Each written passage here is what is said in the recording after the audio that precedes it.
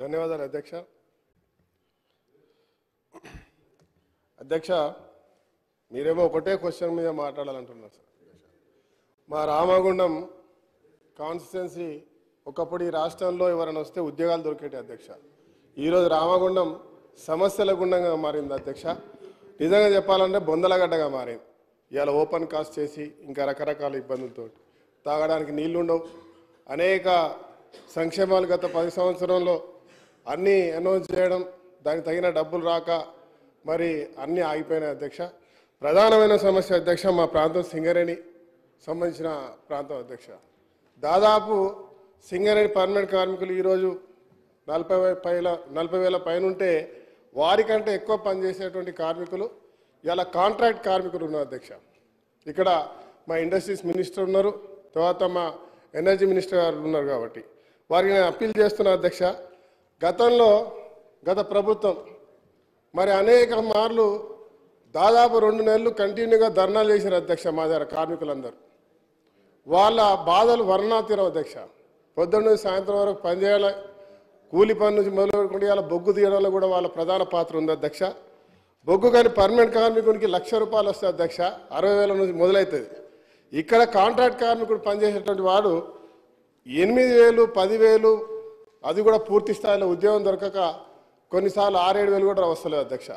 వారికి ఏదైతే వారి యొక్క సుప్రీంకోర్టు డైరెక్షన్ ఉంది అధ్యక్ష, 22 GO యాక్ట్ ప్రకారంగా అది ఇంప్లిమెంట్ చేస్తే అట్లీస్ట్ సింగరేణి వ్యవస్థను ఇలా పర్మనెంట్ కార్మికులతో సమానంగా నడిపిస్తున్నటువంటి వారికి న్యాయం చేసే విధంగా చేయాలి అధ్యక్ష. వారు చనిపోతారు అధ్యక్ష. మా ప్రాంతంలో ఒక యాక్సిడెంట్ జరిగితే 6 ముక్కలైనారు అధ్యక్ష. ముక్కలు అంటే వాళ్ళ కాలు చేతులు, వాళ్ళ తలకాయలు కూడా ఎవరెవరో గుర్తుపట్టలేని పరిస్థితి. ఇలా పర్మనెంట్ కార్మికుడు చనిపోతే ₹1 కోటి ఇస్తున్నాం అధ్యక్ష. కానీ వీళ్ళు చనిపోతే మాత్రం బేరసారాలు ఆడాల్సి వస్తుంది. కూరగాయలు ఉన్నట్టుగా ₹1 లక్ష, 2 లక్షలు, 3 లక్షలు అనుకుంటూ ఆ 30-40 లక్షలకు సెటిల్ చేస్తారు అధ్యక్ష. అది కూడా తిరిగి వాళ్ళు విసిగి వేజారిపోతారు. ఆ డబ్బులు ఇప్పటివరకు రావు అధ్యక్ష. నేను ప్రభుత్వాన్ని మీ ద్వారా కోరుతున్నా అధ్యక్ష, అట్లీస్ట్ సింగరేణి, ఎన్టీపీసీ, ఆ ప్రాంతంలో కేశారాంలో ఇవన్నీ కూడా సింగరేణి సంబంధించినటువంటి వారి యొక్క నిధుల్లో నుంచి వాళ్ళకు ఉద్యోగాలు ఇవ్వచ్చు అధ్యక్ష. వారికి ఖచ్చితంగా మరి హై పవర్ వేతనాలు ఏవైతే ఉన్నాయో ఆ హై పవర్ వేతనాలలో కూడా అధ్యక్ష స్కిల్డ్, సెమీ స్కిల్డ్, అన్స్కిల్డ్ వాళ్ళకి ఆ రకంగా వేసుకున్నా కూడా ఒక్కొక్కరికి 18 నుంచి 20-25 వేలు మాత్రమే వస్తాయి అధ్యక్ష. ఆ 25 వేలు తీసుకునే వారు సమానంగా పర్మనెంట్ కార్మికులతో సమానంగా పనిచేస్తారు అధ్యక్ష. పర్మనెంట్ చేయకపోయినా ఈరోజు ఇలా నిరుద్యోగ సమస్య అధ్యక్ష. మా దగ్గర ఇంటింటిలో ప్రతి ఇంటికి 2 గ్రాడ్యుయేట్లు ఉంటారు అధ్యక్ష. కూలీ నాలి చేసుకొని మా ప్రాంతంలో ప్రతి ఇంట్లో చదివిపించినటువంటి ఒక మంచి వ్యవస్థ ఉంది. మా ప్రాంతంలో దాదాపు ఈరోజు కూడా 30,000 మంది నిరుద్యోగులు ఉద్యోగాలు లేక ఇంజనీర్లు, MBAలు చేసుకుంటూ ఇంజనీరింగ్ పని చేసిన వాళ్ళు కూడా ట్రాక్టర్లు నడుపుతున్నారు, ఆటోలు నడుపుతున్నారు, సెక్యూరిటీ గార్డ్గా చేస్తున్నారు, కూలి పనికి పోతున్నారు అధ్యక్ష.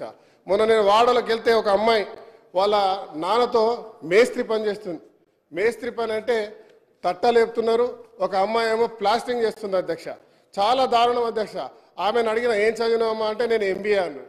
వాళ్ళ కొడుకు మా తమ్ముడు ఇంజనీరింగ్ అన్నారు.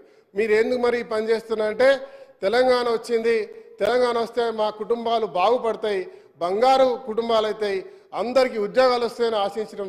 కానీ అన్న మా బతికిదైపోయింది, మా నాన్నకు తినడానికి తిండి లేదు, మా నాన్నకు పెరాలసిస్ వచ్చింది.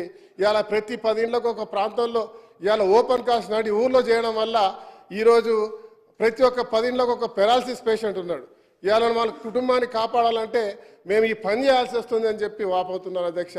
ప్రత్యేకమైనటువంటి దృష్టి పెట్టి రామగుండాన్ని మరి అక్కడ ఈ యొక్క దీనిపై పూర్తి స్థాయిలో మరి ప్రభుత్వం వారి యొక్క వేతనాలు పెంచేటువంటి 22 యాక్ట్ని ఇంప్లిమెంట్ చేయాలని, అట్లీస్ట్ సింగరేణి కన్నా ఇంప్లిమెంట్ చేయాలని మీ ద్వారా కోరుతున్న అధ్యక్ష. దాంతోపాటు ఇండస్ట్రీస్ మినిస్టర్ గారు ఇక్కడే ఉన్నారు, మరి ఎనర్జీ మినిస్టర్ గారు ఉన్నారు. జెన్కో నిన్న కూడా మాట్లాడిన అధ్యక్ష, ఆడ ఖచ్చితంగా జెన్కో ద్వారా 1x800 పవర్ ప్లాంట్ కట్టించాలని చెప్పి మీతో కోరుతా ఉన్నా. మరి అదే మరి ఇంకా అనేక సమస్యలు ఉన్నాయి. మా ప్రాంతంలో తాగడానికి నీళ్ళు లేవు అధ్యక్ష. మా చుట్టూ చూస్తే గోదావరి ఉంటుంది, అక్కడ రివర్స్ పంపింగ్ వాడు మేడిగడ్డ నీళ్ళు వచ్చినాయి అధ్యక్ష. అక్కడ నుంచి మిషన్ భగీరథ పనిచేయదు అధ్యక్ష, సింగరేణి STPలు పనిచేయదు అధ్యక్ష.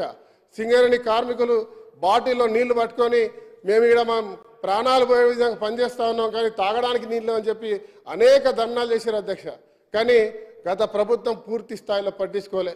మున్సిపాలిటీ సిబ్బంది ఉండదు, ఆ ప్రాంతాల్లో సిస్టమ్ ఉండదు, ఇప్పటివరకు కమిషనర్ లేడు, నిధులుండవు, ఏముండవు అధ్యక్ష. ఇలా సింగరేణి వారిని మరి ప్రభుత్వాన్ని కోరుతున్నా, వెంబటే ఎస్టీపీలు ఏర్పాటు చేయాలి, మంచినీళ్ళు ఇవ్వాలి. వారికి మా దేశానికి వెలిగించే కార్మికులు అధ్యక్ష మా దగ్గర వాళ్ళ రక్తాన్ని చెమటగా దారబోసి ఇవాళ బొగ్గును వెలికి తీసి రాష్ట్రానికి వెలుగునిస్తున్నారు అధ్యక్ష. వారికి సంబంధించిన డిఎంఎఫ్ నిధుల ద్వారా అక్కడ ప్రత్యేకమైన చర్యలు ఏర్పాటు చేయాలి, అక్కడ సంక్షేమాన్ని కూడా ఖచ్చితంగా తీసుకురావాలి, ఎడ్యుకేషన్తో పాటు వెల్ఫేర్ అన్ని రకాలుగా తీసుకొచ్చేటువంటి కార్యక్రమాన్ని మరి ఈ ప్రభుత్వం ఖచ్చితంగా తీసుకుంటుందని ఆశిస్తున్నా. దాంతోపాటు అధ్యక్ష చివరిగా ఒక్క నిమిషం అధ్యక్ష, నేను మా నాయకులు శ్రీధర్ బాబు గారు ఉన్నారు ఇక్కడ, వారికి పూర్తి దీనిపై అవగాహన ఉంది అధ్యక్ష.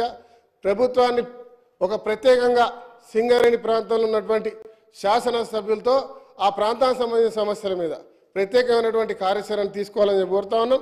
మరి గతంలో మరి ఎందుకు జరిగిందో తెలియదు, కానీ సింగరేణికి మా దగ్గర ఒక ప్రభుత్వ హాస్పిటల్ ఉంది అధ్యక్ష, దాన్ని మెడికల్ కాలేజీలో కన్వర్ట్ చేసినారు. దాన్ని దాదాపుగా 1000 పడకలు చేయాలన్నటువంటి ఆలోచన. కానీ నిన్న కూడా మాట్లాడిన అధ్యక్ష, నేను ఇవాళ సింగరేణికి 500 కోట్ల రూపాయలు దానికి కేటాయించినారు అధ్యక్ష. దాంట్లో 280 కోట్లు మాత్రమే వచ్చింది, ఒక బిల్డింగ్ అయింది అధ్యక్ష. కానీ ఏదైతే హాస్పిటల్ మెయిన్ హాస్పిటల్ ఉందో అది హాస్పిటల్ కాకపోవడం నిజంగా బాధాకరం అధ్యక్ష.